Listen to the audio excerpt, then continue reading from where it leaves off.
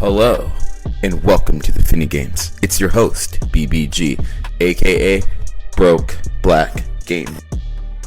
What's good, my BGs? Today I want to talk about my experience with PC gaming as of late. I think the experience has been kind of terrifying, especially with the news that these consoles are coming out, and these consoles have at least 24 gigabytes of usable VRAM, especially since we're just getting 16 here and 16 there. All these powerful GPUs with such little VRAM. And if you have been using 16 gigabytes of VRAM like I have for a couple years now, you know that it's not enough for your high-end ultra enthusiast gaming, which is crappy. Those 1080 Ti days are over, where we were able to use brand new GPU and like max out all the new games from the jump. Now like we already have to like modify games, use upscalers just to pour optimized games. Same old story, yada yada yada, upscalers, DLSS, etc, etc, etc, etc. So yeah, we have been dealing with these things for a while now. It's been getting old for a while now. The 50 Super Series is canceled, so I'm not really sure what to tell people to do about that. I would not want to pay over $1,000 for a 16 gigabyte VRAM GPU. There's no way in hell that I would want to pay that much. So I mainly just have a hard time coming up with ideas for people to buy a new gaming PC. I wouldn't recommend a 5050. I wouldn't recommend a 5060 Ti, especially if you're coming off of a 10 series or 20 series or 30 series. Like, if you waited this long, just wait a little longer till like some things have some reasonable prices. Unless you believe that the prices are just going to keep going up, but the prices, as we've seen, they do eventually go down, so maybe just get one during a sale. But I know some people trying to upgrade from a 3080 to a 50 series card. Like, unless it's a 5070 Ti, it's not really worth it. But at this point, like, we do know that the consoles are going to have a lot more VRAM, so I would personally wait until like AMD releases something with more VRAM, because they're usually take a good look VRAM generous, except this generation, coincidentally, when nvidia fumbled. And so like I would wait for that. The 50 Super Series, they're supposed to have 18 gigabytes of VRAM and 24 gigabytes of VRAM for their next batch of super cards. If those do come out, that seems like that would be the best way to go if you wanted to make a future-proof PC. But if you don't believe future-proof PCs exist anymore, unless you're getting something like the 90 series, which is probably accurate, then that would make sense too. I personally wanted a 5080 Super 24 gigabyte just so I could have 24 gigabytes of VRAM, because then I would be able to use my mods, my texture packs, my RT mods. I'd feel a lot safer that have games with path tracing and lumen and even frame generation, because all those things are very VRAM hungry. All these features that are supposed to boost and make these GPUs future proof require lots of VRAM, which they don't have, which is planned obsolescence, which is annoying, which is exactly what they had in mind when they said that we would never have 1080 Ti levels of performance again, because the 1080 Ti lasted for way too long. I had mine, I used it for 6 years, and I was able to play new games and high settings. Like, I was able to pretty much play anything without ray tracing up until like 2.5 years ago.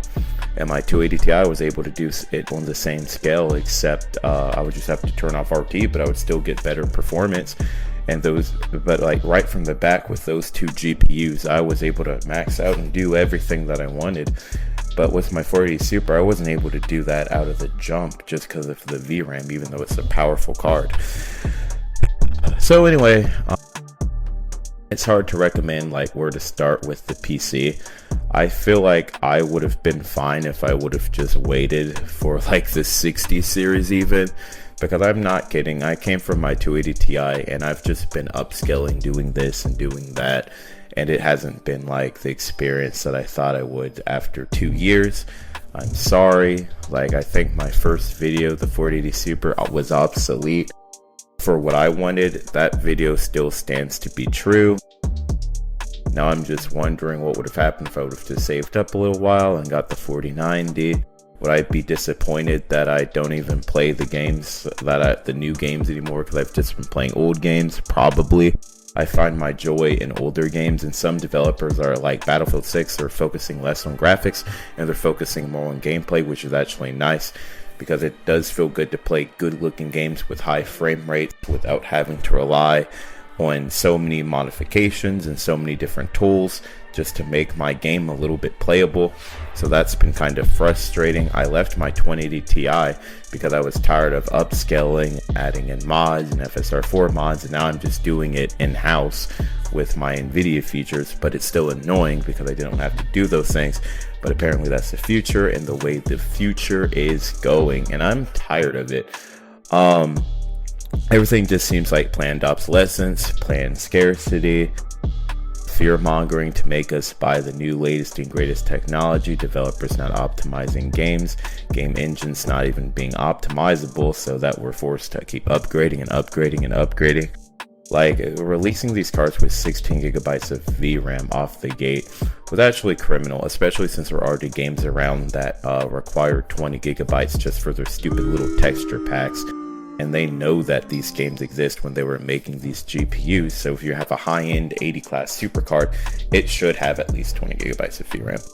So it can play high-end games at those settings. That's what people buy them for.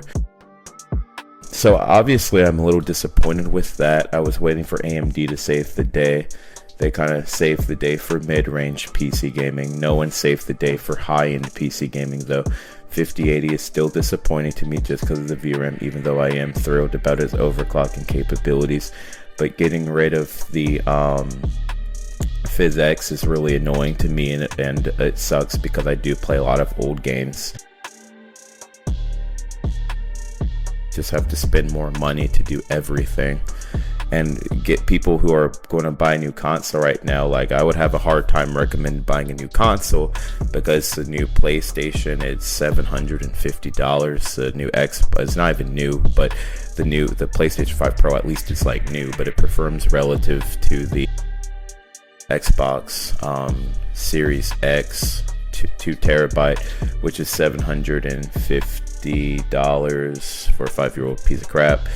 $650, I believe, for the base 1 terabyte. The prices haven't gone down, they've just slowly been going up, and I hear there's supposed to be another price increase.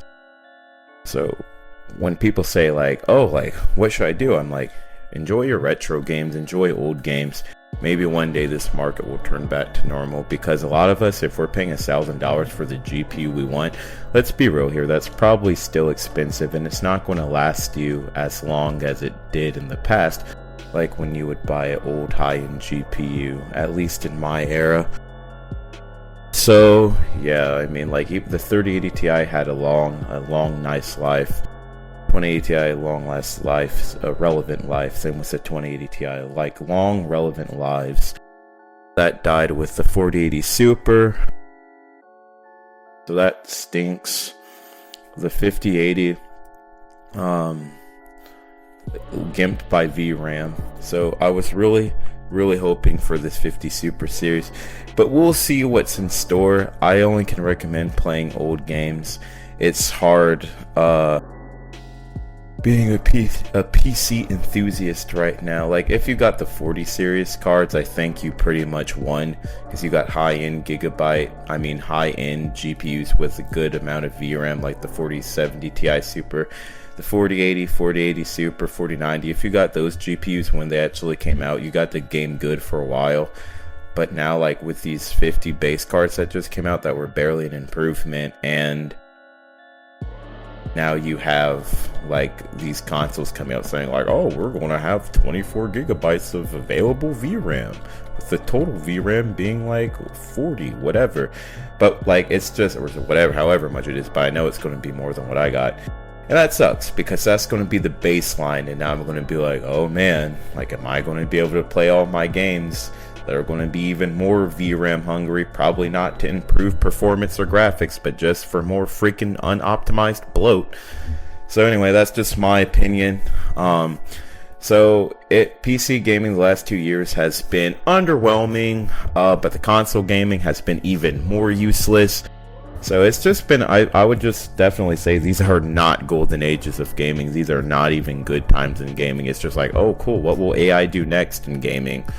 And ruin everything for everyone again and again and again. Anyway, with that being said, the Finny games are over. And I hope you all have a wonderful week.